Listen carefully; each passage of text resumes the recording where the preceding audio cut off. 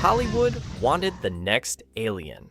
What they got was a movie where a pink gelatinous mass dissolves people from the inside out, while Kevin Dillon rides a motorcycle through sewers with a mullet.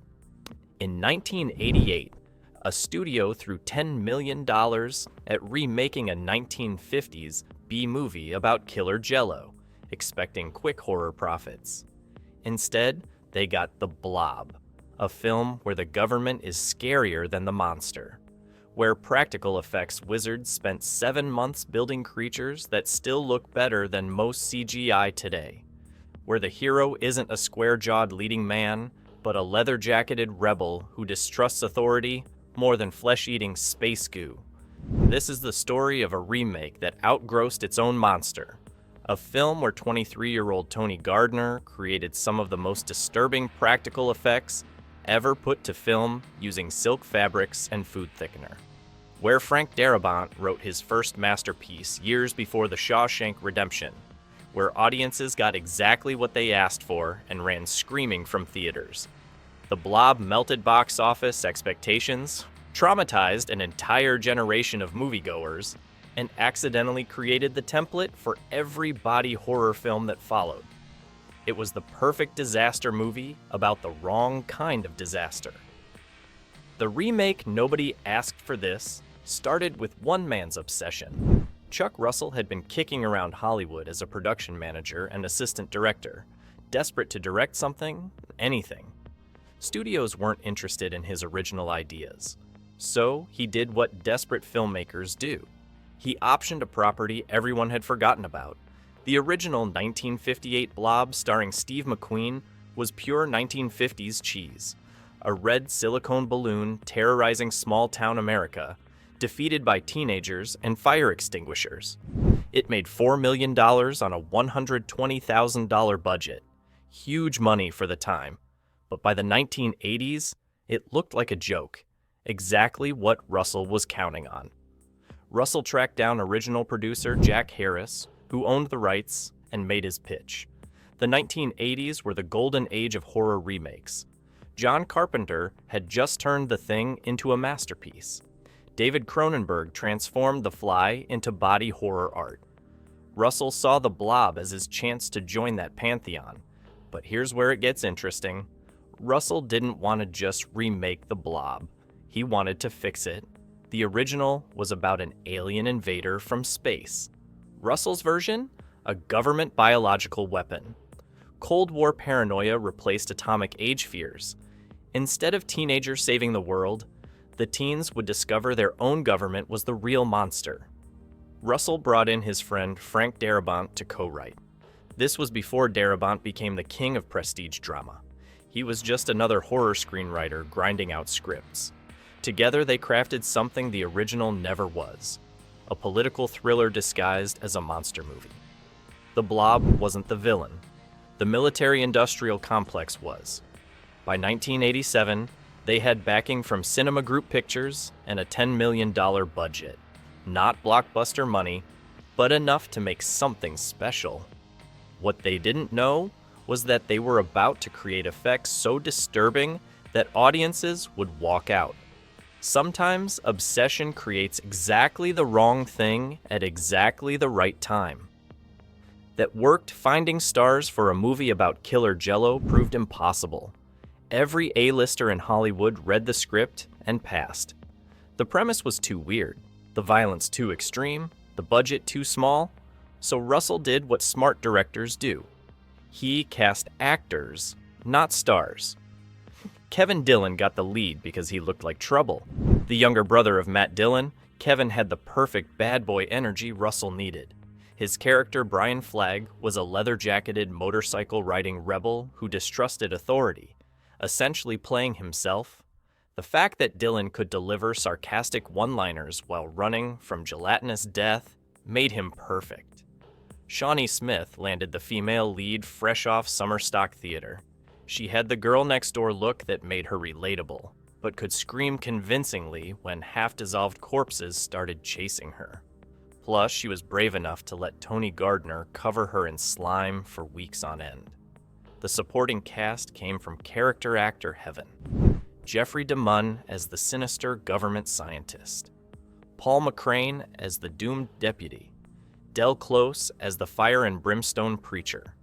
These weren't pretty faces, they were working actors who could sell the idea that a small town was under siege. But the real star was supposed to be Donovan Leitch Jr. as Paul, the clean-cut football hero. Russell cast him as the obvious protagonist, then pulled a Psycho-style bait and switch. Paul doesn't save the day. He gets dissolved alive in the film's most horrifying sequence. The pretty boy quarterback becomes blob food, while the troublemaker saves the world. This anti-establishment casting was perfect for 1988. Reagan was president, the Cold War was ending, and audiences were ready to distrust their government. Having the rebel save the day, while the all-American hero died horribly, wasn't just good storytelling, it was cultural commentary. Sometimes, the wrong cast for the right reasons creates magic. Here's the challenge Tony Gardner faced. Create a monster that has no face, no personality, and no defined shape. Then make audiences terrified of it. The original Blob was essentially a red balloon. Gardner's version needed to be fast, vicious, and convincingly alive. The solution was brilliantly insane, as Gardner's team created what they called blob quilts. Silk fabrics airbrushed with veins and textures, then injected with methacil, a food-thickening agent. When filled, these quilts weighed over 200 pounds each and were nearly impossible to control. Puppeteers would literally wear them like the world's most disgusting evening gowns. For the creature's movement, they developed multiple techniques: air bladders for pulsing motion, mechanical armatures for directional flow, stop motion for the strobe light theater sequence. The blob had to move up walls, across ceilings, and through sewers, like it had a mind of its own. Every surface required a different approach, but the real innovation was the human dissolution effects. In the original, people just disappeared. Gardner wanted to show what being eaten alive by acid would actually look like. Faces melting, flesh sliding off bones, bodies half digested but still conscious. It was the most disturbing imagery ever put in a mainstream horror film. The centerpiece was Paul's death scene.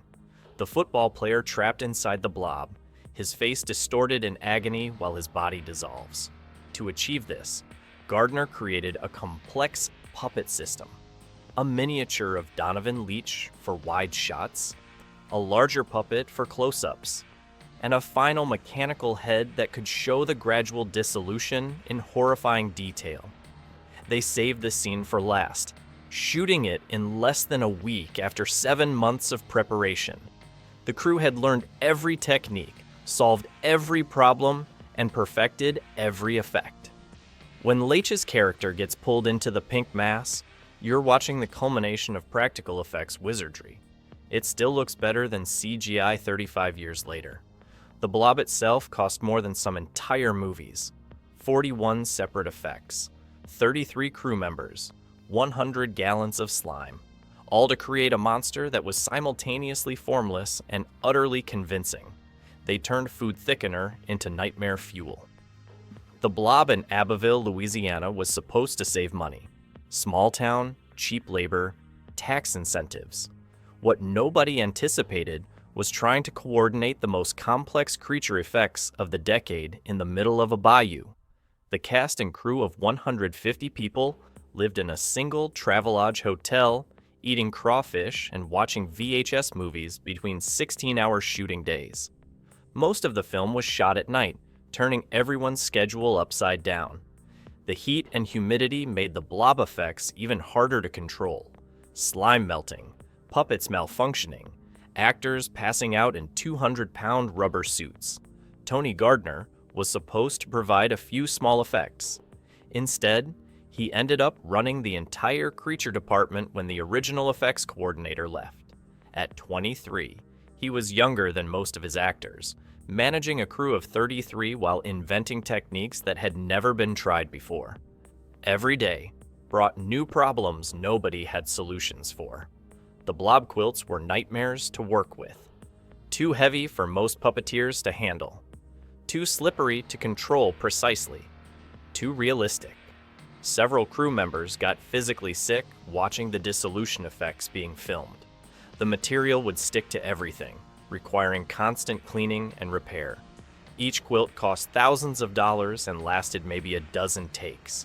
Chuck Russell had directed exactly 0 feature films before The Blob. He was learning on the job while managing effects that would challenge seasoned veterans. The pressure was enormous. If the creature didn't work, the entire movie would collapse. There was no backup plan, no safety net, just silk, slime, and hope. But somehow the chaos worked. The inexperienced director pushed his young effects team to create something unprecedented. The remote location forced everyone to focus completely on the work. The impossible schedule eliminated second guessing. When you're shooting practical effects in a Louisiana swamp with food thickeners and parachute fabric, perfectionism becomes survival. They wrapped production having created something genuinely original, a remake that surpassed its source material, effects that would influence horror movies for decades, and a monster so convincing that audiences would genuinely believe Killer Jello was coming for them. The box office meltdown. August 5th, 1988. The Blob opened in New York and Los Angeles to audiences who had no idea what they were about to witness. The marketing promised a fun monster movie. What they got was psychological trauma, disguised as summer entertainment. The first warning sign came during test screenings. Audiences walked out during Paul's death scene, not because it was bad, but because it was too effective. Watching a clean-cut teenager slowly dissolved alive while trapped in pink goo was more than people bargained for. Preview cards came back with comments like disturbing, too intense, and made me physically ill. Opening weekend reality, $8.2 million total gross against a $10 million budget. The movie that spent 7 months perfecting cinematic disgust couldn't even break even. TriStar Pictures had acquired distribution rights after the original distributor went bankrupt. Never a good sign.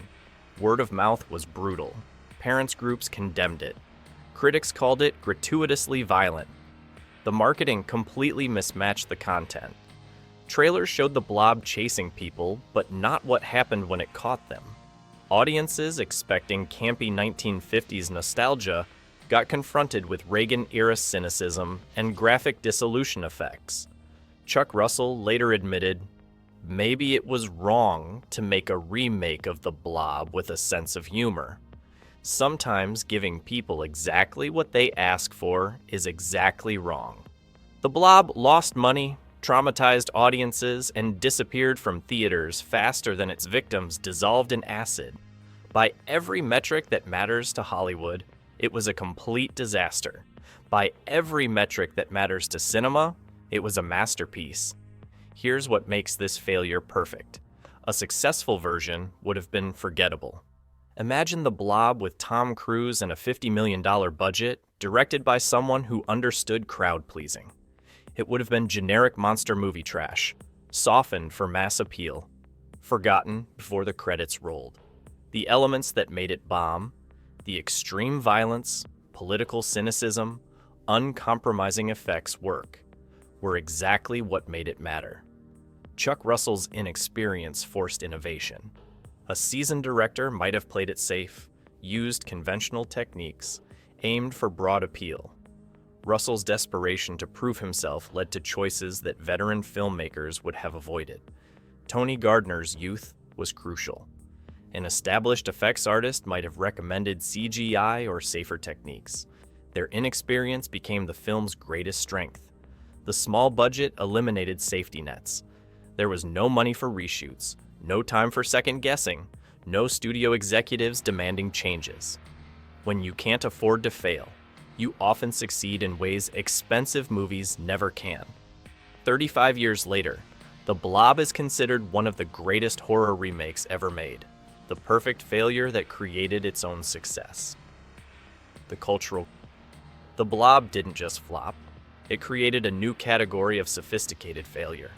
Movies that were too smart for their marketing, too ambitious for their budgets, too uncompromising for their audiences. It pioneered the idea that horror films could be both populist entertainment and personal artistic statements. Every practical effects horror film since owes debt to Tony Gardner's innovations. The dissolution techniques that made 1988 audiences sick became standard operating procedure for body horror. CGI artists spend millions trying to recreate effects that Gardner achieved with silk and food thickener. Modern streaming television exists because the Blob proved audiences would eventually embrace complex, uncompromising genre entertainment. Stranger Things is essentially the Blob stretched across multiple seasons, government experiments, small-town secrets, practical creature effects, young protagonists fighting authority. The template that bombed in theaters became the foundation of prestige television. Chuck Russell went on to direct commercial successes nobody remembers. Frank Darabont became the king of prestige drama. But The Blob remains their most influential work. The government conspiracy angle that seemed paranoid in Reagan's America became prescient in every presidency since. The idea that your own institutions might be more dangerous than external threats shifted from fringe theory to mainstream assumption. The film that lost money became the movie that changed everything. Sometimes the most important movies are the ones nobody sees until it's too late to matter and too early to forget. So was The Blob too extreme for its own good, or exactly the movie horror needed but couldn't handle? What's your favorite practical effects disaster that was actually brilliant? Drop your thoughts below and subscribe for more stories about movies that bombed so hard they dissolved into legend.